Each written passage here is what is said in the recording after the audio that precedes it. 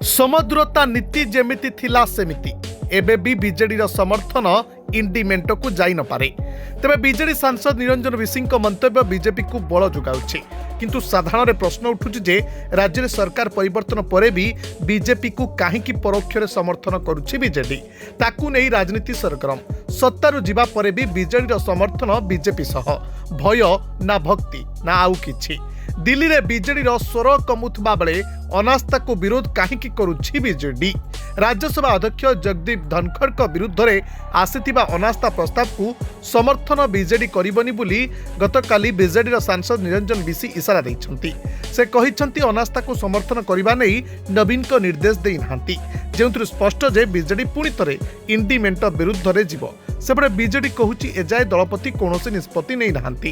ରାଜ୍ୟ ସ୍ୱାର୍ଥ ପାଇଁ ଲଢ଼େଇ ଜାରି ରହିଛି। ବିଜେପିକୁ ଭୟର ପ୍ରଶ୍ନ ଉଠୁନି। ତେଣେ ବିଜେଡିର ଏଭଳି ନରମ ଆଭିମୁଖ୍ୟକୁ ବିଜେପି କିନ୍ତୁ ସ୍ୱାଗତ କରିଛି। ଦଳର ସାଂସଦ କହିଛନ୍ତି ପ୍ରସଙ୍ଗ ଭିତ୍ତିକ ସମର୍ଥନ ପୂର୍ବରୁ ବିଜେଡି ଦେଇସାରିଛି।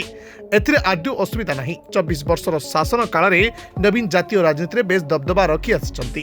ଅନେକ ଜାତୀୟ ସ୍ତରର ନେତାଙ୍କୁ ନବୀନ ନିବାସରେ ଏକାଠି କରିବାର ଦକ୍ଷତା ବି ରଖୁଥିଲେ। ଏସବୁ ବାଦ୍ ସବୁବେଳେ ନବୀନ ସମଦ୍ରତା କଥା କହି ନିଜକୁ ଅଗ୍ରଣୀ ଭୂମିକାରେ ରଖୁଥିଲେ। କିନ୍ତୁ 2019 ପରେ ନବୀନଙ୍କ ଏହି ସମଦ୍ରତା ନୀତି କିନ୍ତୁ ବିଜେପି ଆଡ଼କୁ ଢଳିଥିଲା। ସମଦ୍ରତା ଏକ ପ୍ରକାର ସମମିତ୍ରତାରେ ପରିଣତ ହୋଇଥିବା ରାଜନୈତିକ ପଣ୍ଡିତମାନେ ଚର୍ଚ୍ଚା କରିଥିଲେ। ମାତ୍ର 24 ନିର୍ବାଚନରେ ପରାଜୟ ପରେ ଭରତପୁର ଥାନା ଘଟଣା ହେଉ କି ମିଶନ ଶକ୍ତି ପ୍ରସଙ୍ଗ, ନବୀନ ବିଜେପି ସରକାରକୁ ସିଧା ନିଶାନା କରିଛନ୍ତି। ଚର୍ଚ୍ଚା ହେଉଥିଲା ବିଜେଡି ଏଥର କଡ଼ା ଆଭିମୁଖ୍ୟ ନେବ, ବିଜେପି ବିରୁଦ୍ଧରେ ଯିବ। ମାତ୍ର ଅନାସ୍ଥା ପ୍ରସଙ୍ଗ ନିଷ୍ପତ୍ତି ସ୍ପଷ୍ଟ କରୁଛି ଯେ ନବୀନ ଏବେ ବି ମାପି ଚୁପି ଗୁଟି ଚଳାଉଛନ୍ତି। ବ୍ୟୁରୋ ରିପୋର୍ଟ, ଦିନଲିପି ଲାଇଭ୍।